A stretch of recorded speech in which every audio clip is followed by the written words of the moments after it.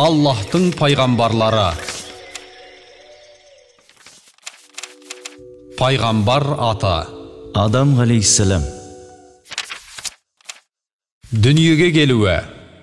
Адамның алейхиссалам жаратылысы топырақтан бастап алды. Сосын ол сумен араластырылып, лайға айналды.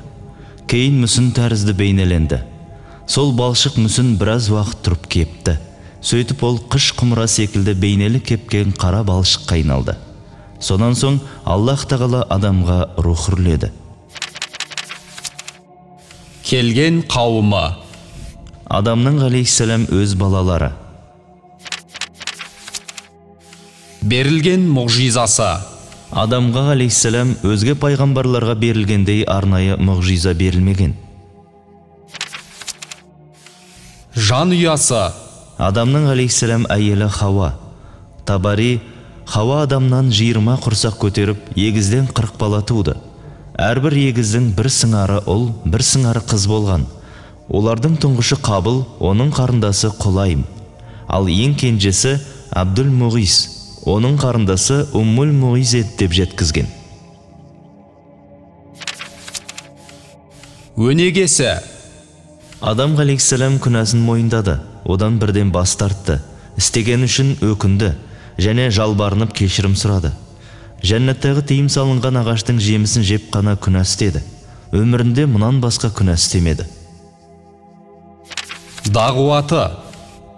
Адам алейхиссалам бір Аллахқа құлшылық етуге, бір анадан туған егіздердің бір-біріне үйленбеуіне шақырды. Адамзат тарихының енді ғана бүршік атып, қалыптасып келе жатқан сол бір көне заманда адамзаттың көбеюі үшін Адамның алейхиссалам балалары бір-біріне бауыр бола тұра, оларға өздерімен сыңарлас туылған қарындастарынан басқаға үйленуге рұқсат етілді. Мысалы, Әбілдің қарындасына Қабыл, ал Қабылдың қарындасына Әбіл үйлену керек болған. Берілген сынағы. Жәннаттағы ағашқа жақындамау. Қабыл мен Әбілдің араздасуы. Берілген жазасы. Іблістің азғыруына көніп, тыйған ағаштан жеміс жеген үшін жәннаттан жер бетіне түсірілді. Қадір қасиеті. Аллах адамға алейхиссалам көктер мен жердегі барлық нәрселердің атауын үйретті. Сонымен қатар от жағуды, ағашты, темірді, тағы да сондай сияқты пайдалануды үйретті. Аллах оның бейнесін ғана емес, білімін, ақыл есінде өте жоғары дәрежеде сомдады.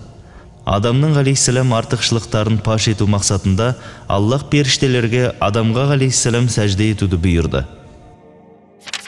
Жасаған дұғасы. Раббымыз, біз өзімізге залымдық істедік. Егер сен бізді жарылқап, мархамет етпесең, әлбетте зиян шегушілерден боламыз. Ерекше оқиғасы. Әл-Мисақ уәдесі, періштелердің сәжде етуі, Іблістің азғыруы, Қағбаны тұрғызуы. Дүние салуы. Адам алейхиссалам 1000 жыл ғұмыр кешіп қайтыс болды.